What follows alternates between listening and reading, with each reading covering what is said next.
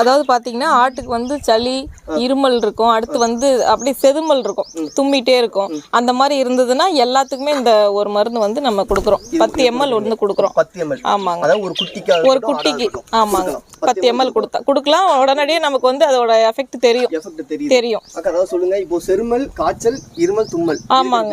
ஆமாங்க, நம்ம ஜஸ்ட் அது காதை வந்து பிடிச்சு பார்த்தோம்னாவே தெரியுங்க. ஆட்டுக்கு காய்ச்சல் இருந்ததுன்னா வந்து சோர்வு இருந்ததுனாலும் என்ன ஒரு இதுங்கிறத நம்ம பார்த்தா கண்டுபிடிச்சிடலாங்க. அதுக்கப்புறம் பாத்தீங்கன்னா இந்த தாதூப்பு எதுக்கு தொங்க போட்டுருக்கு? அது வந்து ஆடு வந்து லிக் பண்ணுங்க.